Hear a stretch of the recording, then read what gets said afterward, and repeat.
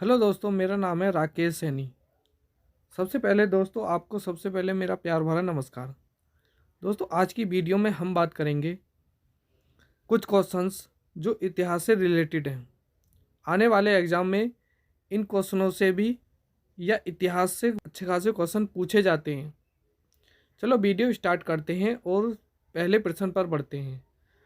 हमारा पहला प्रश्न है, भारतीय पुरातत्व का जनक किसे कहा जाता है? तो पहले ऑप्शन पे है सर अलेक्जेंडर कनिंघम, दूसरे पे है जेम्स बर्गस और जॉन मार्शल, और डी पे है राय बहादुर दयाराम साहनी। दोस्तों बात करें भारतीय पुरातत्व का जनक तो किसे कहा जाता है? सर अलेक्जेंडर कनिंघम को कहा जाता है।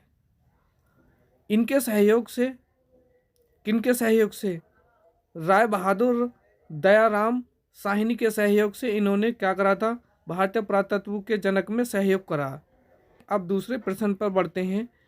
किस युग यानी काल में लिपि व अक्षर का उन्हें ज्ञान तो था, लेकिन आज भी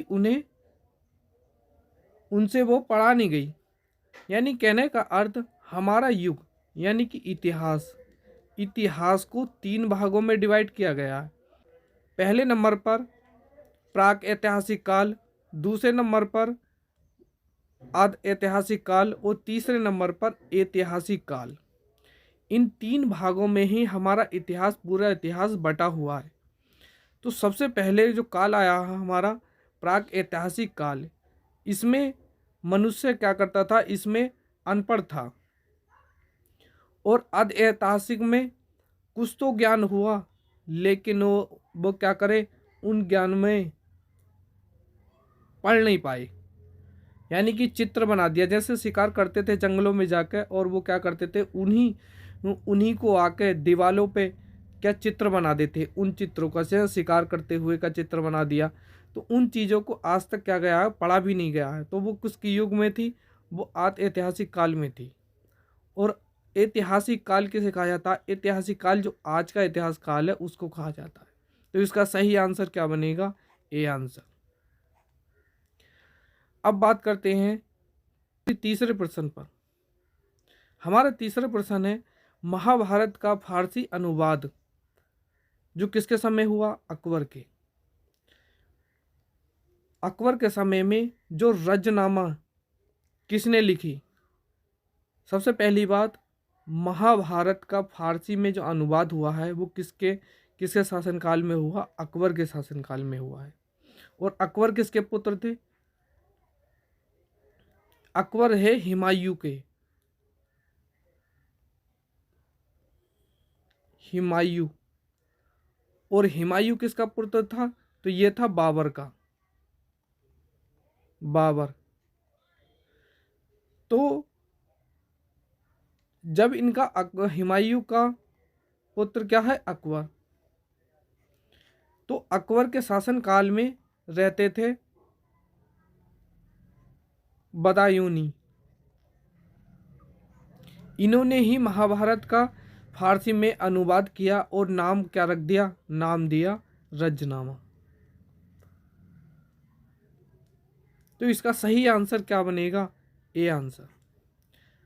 अमीर खुसरो अमीर खुसरो और अलाउद्दीन नुसरत शाह और कीर्तिवास, इन कीर्तिवास ने क्या करा? इन्होंने बंगला में महाभारत का अनुवाद करा है। अब बढ़ते हैं चौथे प्रश्न पर। वेद व्यास द्वारा रामायण में सबसे बड़ा कांड कौन सा है? तो बात करते हैं, ये क्वेश्चन सबसे ज़्यादा एग्जाम में पूछे जाने वाला है कि वेद व्यास द्वारा रामायण में सबसे बड़ा जो कांड है वो कौन सा है? देखो, रामायण में 7 कांड बताए गए हैं। कितने? 7 कांड। 7 कांड बताए गए हैं। तो पहले नंबर पे बाल कांड आता है, उसके बाद अयोध्या कांड आता है, और दूसरे पर आता है अरण्य कांड। और चौथे नंबर पर आता है किष्किंधा कांड।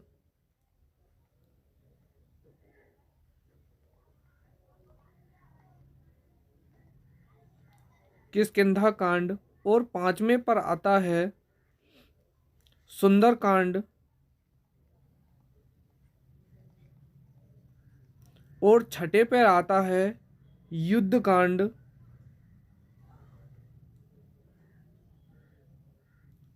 सॉरी, छठे पर आता है लंका कांड। लंका कांड। और सातवें पर आता है युद्ध कांड। ये 7 कांड होते हैं। इसमें सबसे पहला जो कांड होता है, सबसे बड़ा जो कांड है, वो क्या है? युद्ध कांड। तो इसका सही आंसर क्या बनेगा? युद्ध कांड। अगले प्रश्न पर बढ़ते हैं। कुरुक्षेत्र, कैथल, करनाल, जींद व पानीपत के जिले में महाभारत का वास्तविक केंद्र किसे माना जाता है? दोस्तों, ये जो सब हैं, ये सब महाभारत से ही रिलेटेड है। महाभारत से। महाभारत में से जाना जाता है कहाँ पर हुई थी, किस जगह हुई थी? तो ये कुरुक्षेत्र पे हुई है। और कैथल के पास, करनाल के पास, जिंद के पास और पानीपत के, ये पांचे के पांचे स्थान क्या है? सब महाभारत से ही जुड़े हैं। लेकिन सबसे पहले जो मेन बात आती है, ये कैथल। इसका स्थान सबसे ज़्यादा महत्वपूर्ण है।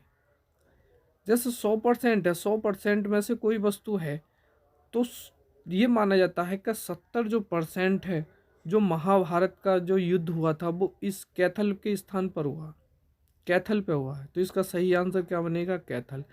बाकी इसका जो क्षेत्र आता है वो कम क्षेत्र आता है, इनका करनाल का भी और जींद का भी कम क्षेत्र आता है। सबसे ज़्यादा जो क्षेत्र वो आता है, वो आता है कैथल पर।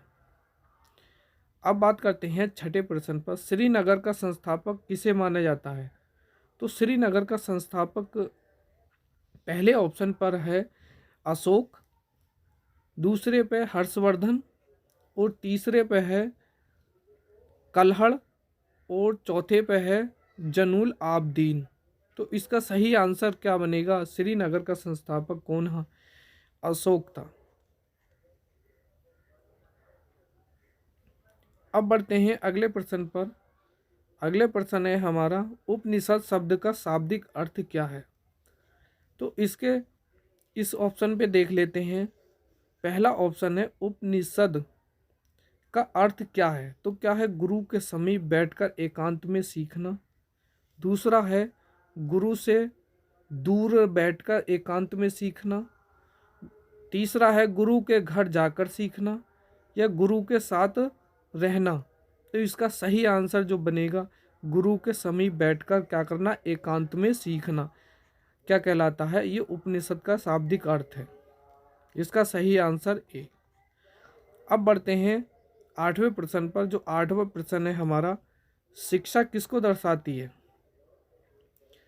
तो शिक्षा किसको दर्शाती है? तो शिक्षा ए में क्या दे रखा है?